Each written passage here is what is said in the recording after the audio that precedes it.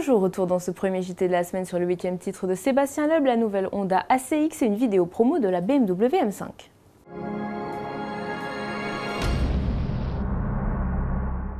Le Music Revin avait bien anticipé le coup le mois dernier en dévoilant sa statue de cire. Sébastien Loeb est entré ce week-end au panthéon des grands pilotes en remportant son 8e titre de champion du monde des rallyes d'affilée.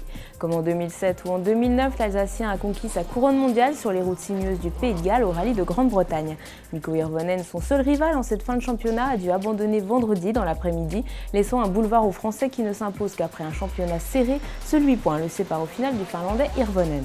Le rallye de Grande-Bretagne a lui été remporté par Jari-Matti Latvala après l'abandon de Sébastien Loeb suite à un accrochage sur le parcours de liaison entre deux spéciales dimanche. Cette 8e distinction fait de l'Alsacien l'un des pilotes les plus titrés de l'histoire, pulvérisant tous les records du WRC. Il devance même Michael Schumacher au nombre de championnats gagnés. Mais Loeb n'a pas l'intention de raccrocher, il défendra dès l'an prochain sa couronne avec Citroën puis pense à l'endurance. Il a récemment créé son équipe Sébastien Loeb Racing avec pour cible, dans quelques saisons, les 24 heures du Mans. En Formule 1, c'est Lewis Hamilton sur McLaren Mercedes qui s'est imposé sur le circuit de la Yas Marina à Abu Dhabi. Sur le podium, on trouve également Fernando Alonso, deuxième sur Ferrari, et Jenson Button, le coéquipier d'Hamilton chez McLaren. Mais où est donc passé le champion du monde en titre Sébastien Vettel? Après avoir signé samedi le record du nombre de pole positions en une saison, détenu jusqu'à présent par Nigel Mansell, Sébastien Vettel a dû abandonner dans le premier tour après l'éclatement d'un de ses pneus. Le dernier Grand Prix de la saison se courra dans 15 jours au Brésil. Honda a dévoilé en fin de semaine dernière son programme pour le salon de Tokyo et le japonais a joué la carte écolo. Premier modèle, l'ACX Concept, une berline hybride rechargeable aux lignes épurées, mi-futuriste, mi-années 80 avec une face avant qui rappelle le CRZ.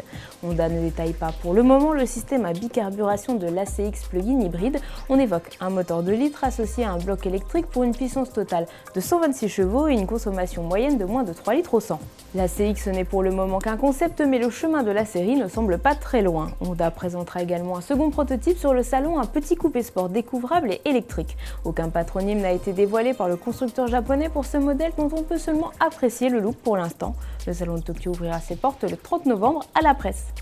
Allez, on termine avec une nouvelle vidéo signée BMW mettant en scène la M5. On apprenait récemment qu'elle n'aurait pas de version break ni de transmission intégrale. Les images nous consolent et se passent de commentaires tellement le son du V8 4 litres 4 biturbo de 560 chevaux est enchanteur. Allez, à demain sur autoplus.fr.